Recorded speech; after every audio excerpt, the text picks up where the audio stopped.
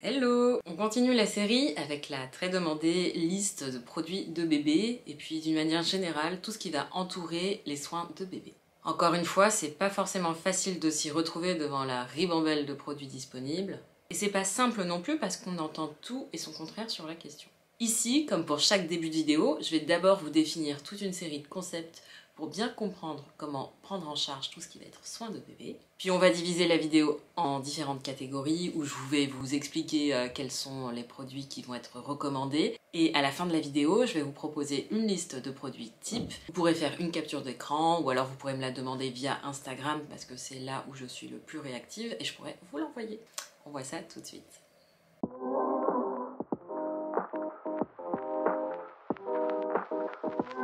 Alors je me présente toujours un peu en début de vidéo, donc je suis maman de 3 enfants, je viens d'accueillir mon 3e enfant, il y a un petit peu moins de 2 mois, et j'ai effectué des suivis de femmes enceintes et de nourrissons pendant presque 10 ans. Petit aparté, n'hésitez pas à vous abonner si ce genre de contenu vous plaît, ça fait toujours plaisir d'avoir un retour sur ce genre de choses. Alors, petit warning, tout ce que je vais vous présenter, ça va bien sûr pas remplacer une consultation, toujours en cas de doute, il faut consulter votre médecin. Alors, premier principe que j'ai entendu très souvent quand j'étais en pédiatrie, c'est la notion qu'il faut appliquer le moins de produits possible sur une peau si fragile, sur la peau d'un bébé. Et donc ça va être un peu le fil rouge de cette vidéo. Le plus souvent possible, on va essayer de voir comment on va faire pour utiliser le moins de produits chimiques possible, le moins de traitements médicamenteux possible, le plus naturel possible. Deuxième notion que je voulais aborder, ça va être encore plus intéressant si vous comprenez comment ça fonctionne. L'idée, c'est que vous puissiez gérer vous-même. Ça va donc être intéressant d'exposer ici un certain nombre de substances dites controversées. Et mine de rien, vous serez vraiment surpris de vous-même constater que même des produits estampillés nourrissons en contiennent. Alors ça va être typiquement le phénoxyéthanol pour les crèmes, ou les bisphénols qu'on va par exemple retrouver dans les plastiques et qui vont constituer un perturbateur endocrinien. Alors j'ai pas envie de vous faire forcément une liste longue comme le bras qui va plus vous embrouiller qu'autre chose, mais déjà connaître ces trois-là qui sont très fréquents, ça va être déjà bien intéressant. Alors bien sûr il y a des applis, mais c'est toujours une bonne chose de se renseigner par soi-même. Un autre indice qu'on peut utiliser, c'est si la liste des ingrédients est très longue, c'est pas bon signe. Première catégorie, le bain. Alors on va commencer par le commencement, le premier bain de bébé. Alors ça c'est quelque chose qui a évolué. Quand j'ai eu mes grandes, donc qui ont 8 et 6 ans et demi, à l'époque on donnait le premier bain assez rapidement. Et puis on s'est rendu compte que c'était pas forcément une bonne chose parce que il va y avoir une substance qu'on va retrouver sur la peau du bébé qui vient de naître, qui s'appelle le vernix, et qui va être en fait une bonne chose, notamment sur le plan immunitaire. Donc ce qui s'est passé, c'est qu'au fil des années, on a plutôt évolué vers un bain qu'on donne au bout de 2 à 3 jours seulement. C'est d'ailleurs ce qui s'est passé pour mon 3e qui vient d'arriver. Il a eu son bain à J3. Ensuite, pour les bains suivants, ça va pas forcément être recommandé de laver bébé tous les jours, mais plutôt, il n'y a pas de règle, mais en moyenne ça va être tous les 2-3 jours. Pourquoi? Parce que l'eau, et notamment dans certaines régions, peut être très calcaire et peut agresser la peau de bébé. Notamment pour les bébés qui vont être sujets à tout ce qui va être dermatite atopique. C'est une forme d'eczéma et donc ça nous permet d'enchaîner sur une autre notion, la notion de dermatite atopique, donc synonyme d'eczéma, qui va concerner beaucoup de bébés. Alors la dermatite atopique, vous savez, c'est ce qu'on va voir sur les joues de bébé, les joues qui peuvent être un peu sèches. Ça peut aussi souvent concerner les jambes. Dans ces cas-là, on va être tenté d'appliquer de la crème hydratante, mais en fait, si bébé se plaint pas, ça va pas être forcément nécessaire. La dermatite atopique, le plus souvent, c'est pas grave du tout et ça passe tout seul avec le temps. Donc s'il n'est pas très gêné, que c'est pas très important, vous verrez que sur la liste que je vais vous présenter en fin de vidéo, il n'y aura pas, par exemple, de crème hydratante en systématique. Après, il y a parfois des cas sévères. J'ai le souvenir d'un petit qui avait littéralement les joues à vif. Dans ces cas-là, bien sûr, il faut consulter. Et donc, on reprend, donc catégorie bain, il va y avoir tout ce qui va être savon doux. On vérifie qu'il n'y a pas de substances controversées. Alors moi, personnellement, j'utilise un savon doux de la marque Corinne de Farm. Voilà. La liste des ingrédients, elle est pas très longue. Ensuite, il va y avoir thermomètre de bain. Moi j'utilise pareil, je vous l'afficherai, hein, c'est celui de Philips, celui qui a une forme de fleur. C'est une copine qui me l'a donné, elle l'avait utilisé, elle l'a trouvé très bien, je l'ai utilisé, je l'ai trouvé très bien. Et puis c'est tout. Vous verrez, il n'y a pas d'huile de massage, il n'y a pas de parfum, il n'y a pas de crème hydratante, il n'y a pas d'eau nettoyante, etc., etc. La liste est finalement assez courte. Ensuite, il va y avoir pas de coton-tige non plus. Même si c'est les cotons-tiges spécial bébé, ça les ORL sont assez clairs sur la question. L'oreille, et notamment le conduit auditif externe, a une forme qui fait que c'est auto-nettoyant. En théorie, ça va sortir tout seul, et puis après, vous pouvez toujours nettoyer tout ce qui va être pavillon, donc la partie à l'extérieur. Mais on n'introduit rien dans le conduit auditif. Ensuite, brosse s'il a des cheveux, coupe-ongles ou ciseaux à ongles. Pour tout ce qui va être coupe-ongles, il y a des coupe-ongles spécial bébé, qui vont notamment comporter une butée, comme celui que j'ai là, et ça va être plus simple, et ça permet d'éviter de couper un petit bout de peau de bébé. Cap de bain, ça je vous l'avais déjà présenté dans le matériel de puériculture, il n'y a rien de particulier. Et puis voilà, on peut passer à la catégorie suivante. Alors tout ce qui va être le change, donc vous pouvez l'apercevoir derrière moi, on se trouve juste à côté de l'espace table à langer, et on va commencer à parler des couches qui se trouvent juste là. Alors, un premier indice pour savoir si c'est des couches qu'on va pouvoir utiliser, ça va être notamment le label Ecotex. Alors, qu'est-ce que c'est? C'est un label qu'on retrouve également sur tout ce qui va être vêtements, et c'est ce qui nous indique, en théorie, que le produit final ne comporte pas de substances toxiques. Autre chose à savoir, en termes d'absorption, toutes les couches ne se valent pas. Et ça, c'est pas proportionnel au prix. En plusieurs années de changement de couche, on a utilisé plusieurs marques et clairement, tous ne se valent pas. Là, on est parti sur la marque Pommette d'Intermarché. C'est celle qui est utilisée très souvent en maternité et très souvent en crèche. Elles sont régulièrement bien notées et pour l'instant, à presque 2 mois, on en est très content. En ce qui concerne les couches lavables, nous on s'est pas tourné vers ce genre de choses, bien que ça fasse de la peine quand on voit les montagnes et les montagnes de couches qui sont utilisées. Les couches lavables, en théorie, sont plus à risque d'érythème fessier.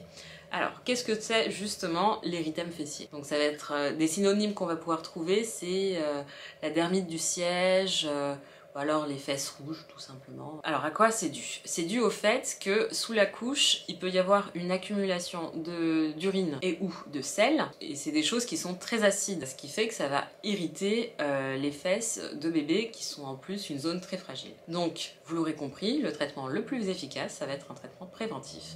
On essaye de faire en sorte que cette zone-là soit le moins longtemps en contact avec des urines ou des selles. Donc le change le plus fréquent possible. Alors deuxième point, donc pour prendre en charge un érythème fessier, l'idéal, on l'aura compris, c'est d'essayer de laisser le plus longtemps à l'air libre et d'éviter que les selles et les urines stagnent sous la couche. Alors oui, c'est parfois un petit peu compliqué de laisser bébé sans couche, donc on va proposer des choses comme des pâtes à l'eau. Alors les pâtes à l'eau, ce sont des produits qui ne vont pas contenir d'huile comme les autres crèmes ou pommades.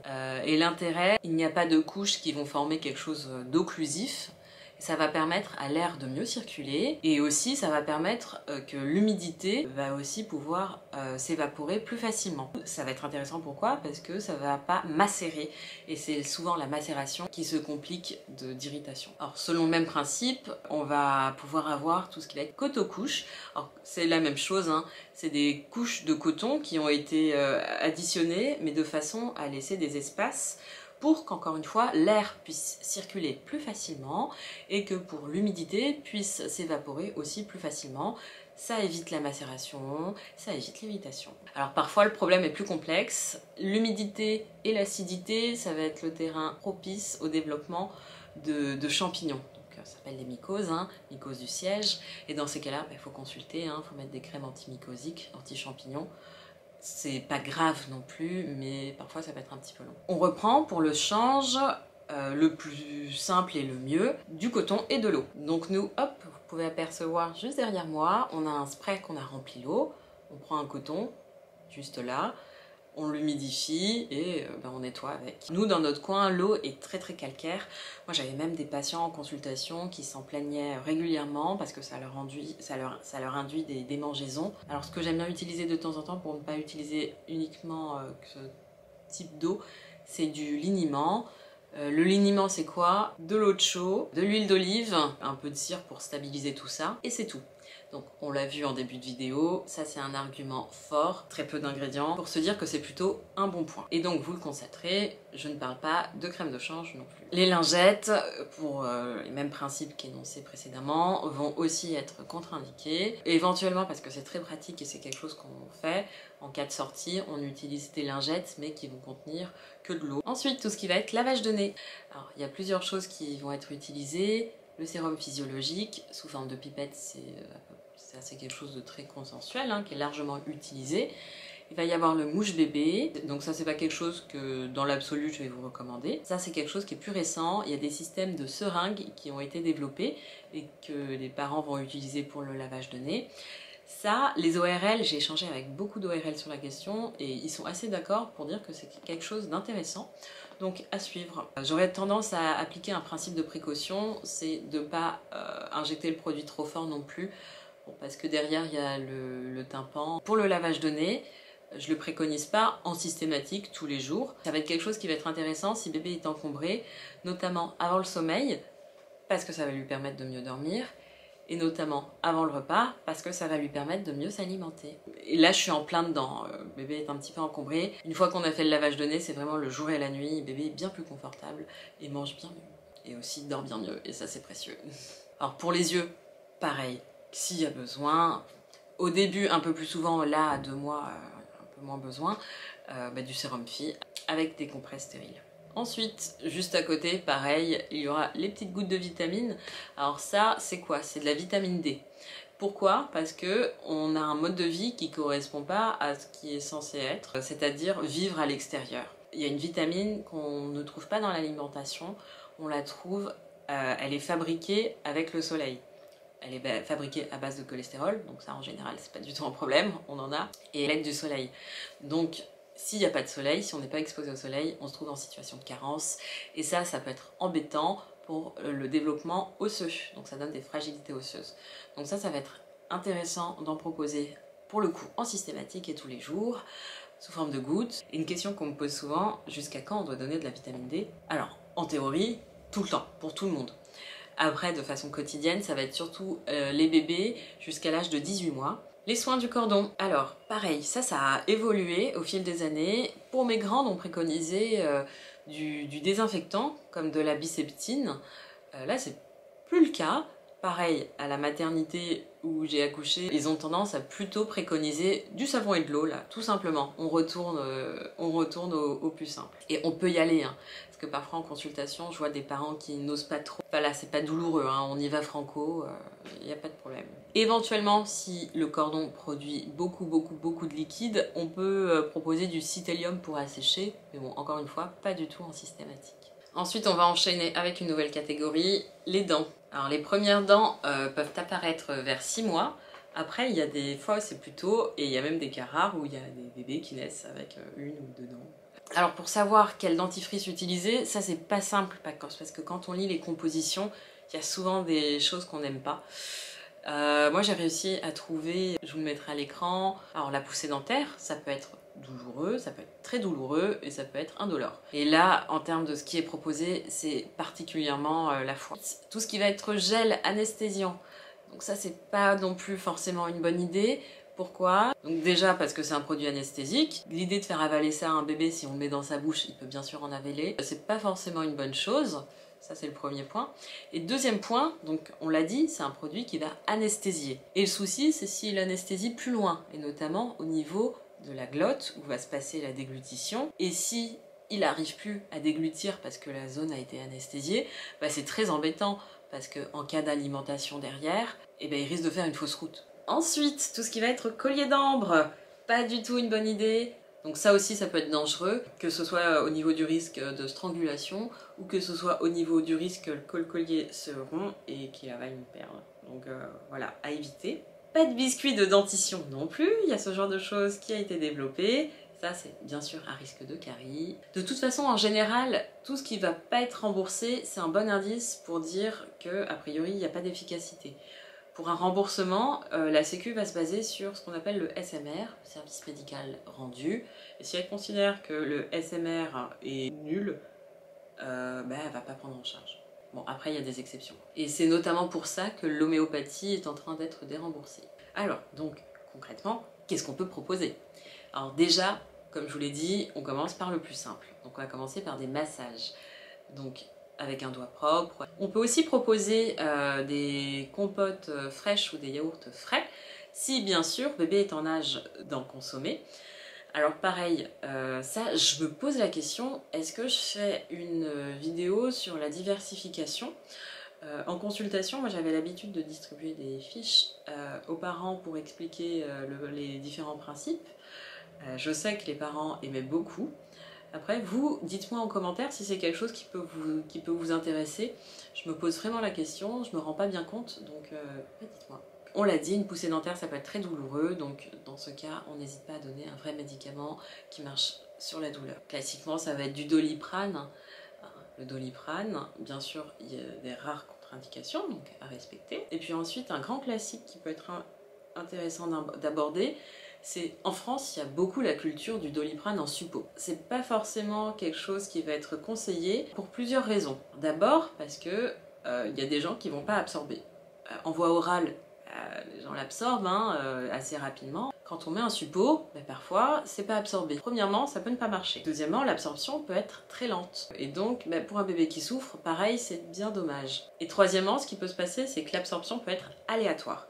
Ça veut dire un coup ça absorbe pas. Et ce qui peut se passer, c'est qu'on met un suppôt, 4 à 6 heures après, on en met un deuxième, et en fait, le premier n'a pas été absorbé, et là, les deux sont absorbés en même temps. Et là, le risque, c'est le surdosage, et ça, c'est dangereux. En résumé, ne pas hésiter à proposer du Doliprane par voie orale, tout simplement. Et bien sûr, comme à chaque fois, il ne faut pas hésiter à consulter en cas de doute. Tout ce qui va être Doliprane, ça va me faire enchaîner vers le principe suivant. Le fait d'absolument s'équiper d'un thermomètre. Qu'avant 3 mois, en cas de fièvre, il faut consulter systématiquement aux urgences. La deuxième chose, c'est que si bébé est malade, nous, praticiens, savoir s'il y a eu de la fièvre ou s'il n'y a pas eu de fièvre, ça change tout. Vraiment important de bien être équipé d'un thermomètre. Alors il y a différents types de thermomètres. Longtemps, encore une fois, ça c'est typiquement français, mais ce qui a été utilisé en France, c'est les thermomètres recto. Alors certes, la température va être très fiable dans ce cas-là, mais encore une fois, c'est vraiment préférable de ne pas les utiliser.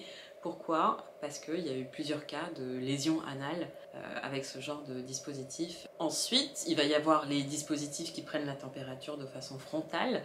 Donc ça, je pense que vous l'aurez déjà constaté, c'est pas forcément très fiable. Donc le bon compromis, qui va d'ailleurs être utilisé dans les hôpitaux, ça va être le thermomètre auriculaire. Je vous mettrai aussi à l'écran celui qu'on utilise, c'est de la marque Braun. On l'a depuis de très nombreuses années. Il est très pratique. Par exemple, quand bébé dort, on peut lui prendre sa température sans le déranger. Alors je vous dis un mot sur tout ce qui va être crème solaire. Le mieux, l'idéal, c'est toujours pour un bébé de tout simplement pas du tout l'exposer. Donc les t-shirts anti-UV, tout ce qui va être ombrelle pour les poussettes, j'en parle dans la vidéo sur les poussettes, tente ou abri de plage, donc nous on arrivait avec notre grosse tente de plage, et puis éviter de sortir aux heures les plus chaudes. Donc je vous afficherai à l'écran la fameuse liste. Je vous remercie d'avoir regardé cette vidéo. N'hésitez pas à me dire aussi, parce que tous ces principes-là, c'est pas forcément déjà d'une part figé dans le temps, et puis c'est pas forcément une règle absolue. Moi je serais très intéressée d'avoir vos retours par rapport à ce que vous utilisez. Je vous remercie d'avoir regardé la vidéo et je vous dis à bientôt. Bye!